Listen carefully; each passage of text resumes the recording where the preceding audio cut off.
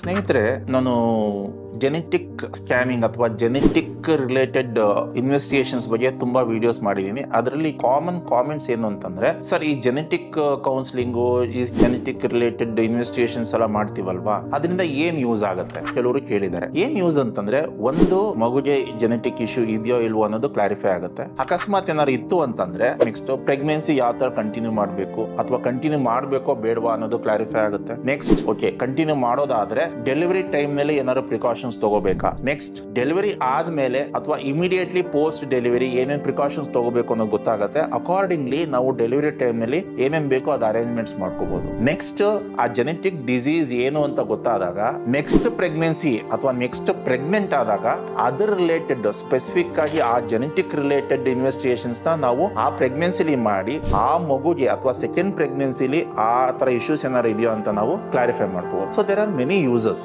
Genetic diseases ಏನಾದ್ರು family history ಇತ್ತು ಅಂತಂದ್ರೆ ಅಥವಾ ಕೆಲವೊಂದು ಇನ್ವೆಸ್ಟಿಗೇಷನ್ಸ್ ಜೆನೆಟಿಕ್ ಡಿಸೀಸ್ ಇದೆ ಅಂತ ಇಂಡಿಕೇಟ್ ಮಾಡ್ತು ಅಂದ್ರೆ ಜೆನೆಟಿಕ್ ಕೌನ್ಸಿಲಿಂಗ್ ಮತ್ತೆ ಕಂಪ್ಲೀಟ್ ಎವ್ಯಾಲ್ಯೂಯೇಷನ್ ಮಾಡಲೇಬೇಕಾಗುತ್ತೆ. ಇದನ್ನ ಮಾತ್ರ ಮಿಸ್ ಮಾಡಬೇಡಿ. ಇಂಡಿಯಾದಲ್ಲಿ ಅಷ್ಟು ಜೆನೆಟಿಕ್ ಅವೇರ್ನೆಸ್ ಇಲ್ಲ. ಅದನ್ನು ಕ್ರಿಯೇಟ್ ಮಾಡಕ್ಕೆ ನಾವು ತುಂಬಾ ವಿಡಿಯೋಸ್ ಮಾಡ್ತಾ ಇದೀವಿ ಜೆನೆಟಿಕ್ ಡಿಸೀಸಸ್ ಮೇಲೆ. ಆ ದಿಕ್ಕಿನಲ್ಲಿ ನಮಗೆ ನೀವು ಸಪೋರ್ಟ್ ಮಾಡಬೇಕು ಅಂತಂದ್ರೆ ಈ ವಿಡಿಯೋಸ್ನ ಆದಷ್ಟು ಎಲ್ಲರಿಗೂ ಶೇರ್ ಮಾಡಿ ಮತ್ತೆ ನಮ್ಮ ಚಾನೆಲ್ನ ಸಬ್ಸ್ಕ್ರೈಬ್ ಮಾಡಿ. Thank you.